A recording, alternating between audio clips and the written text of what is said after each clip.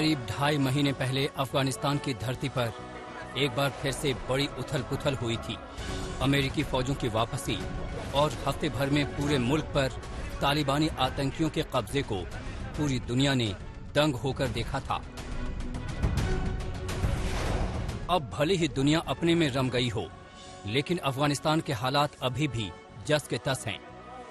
न तो यहाँ राजनीतिक हल निकला, न ही तालिबानी कट्टरवाद में कोई कमी आई और आर्थिक स्थिति बद से बदतर हो गई।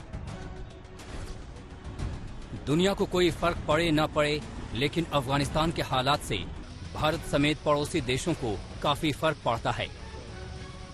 लिहाजा इन सारे देशों के नुमाइंदे आज दिल्ली में जुटे हैं अफगान समस्या के हल और शांति की कोशिशों पर मंथन करने के लिए। भारत के एनएसए अजीत डोभाल की अध्यक्षता में 7 देशों के सुरक्षा प्रमुख दिल्ली में जुटे हैं। इसमें रूस, Iran, Kazakhstan, Kyrgyzstan, Turkmenistan, Uzbekistan और ताजिकिस्तान शामिल हैं।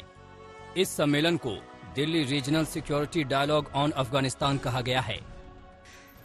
Excellencies, this is the 3rd meeting of the process that was initiated by Iran in 2018. We had the 2nd meeting there as well. We are grateful to Iran for that. It's a privilege for India to host the dialogue today with participation of all the Central Asian countries and Russia, who was the initiator of the idea. We are meeting today to discuss matters relating to Afghanistan. We all have been keenly watching the developments in that country. These have important implications not only for the people of Afghanistan, but also for its neighbors and the region. Bharat पारंपरिक तौर पर अफगानिस्तान का अहम सहयोगी रहा है। तालिबान के कब्जे से पहले 2 दशकों में भारत ने अफगानिस्तान में इंफ्रास्ट्रक्चर के विकास के लिए $3 अरब से ज्यादा की रकम खर्च की है। यहाँ तक कि तालिबान ने भी विकास के लिए भारत के योगदान को स्वीकार किया है। लेकिन तालिबानी कट्टरता, आतंकी संगठनों से इसके जुड़ाव और आतंक पालने वाले देशों से तालिबान की नजदीकियां भारत समेत पूरे क्षेत्र के लिए बड़ी चिंता बन गया है। दिल्ली डायलॉग के जरिए इन्हीं चिंताओं पर चर्चा और हल के साझा तरीकों पर बात हो रही है। तालिबान राज वाले अफगानिस्तान से पड़ोसियों को जो सबसे बड़ी चिंताएं हैं, वो हैं सीमा पार से आने वाला आतंकवाद, ड्रग्स की तस्करी, शरणार्थियों की समस्या, अफगानिस्तान के खस्ता आर्थिक हालात, अफगानिस्तान के लोगों को मानवीय मदद। This is the time for close consultations amongst us, greater cooperation and interaction and coordination among the regional countries. I am confident that our deliberations will be productive, useful, and will contribute to help the people of Afghanistan and enhance our collective security. Afghanistan के हालात क्या हैं, इसका एक नमूना देखिए। लड़कियों की ताइक्वांडो की ट्रेनिंग क्लास चोरी छुपे चलाई जा रही है, क्योंकि अगर तालिबानियों को पता चल गया तो कोच और लड़कियों की खैर नहीं।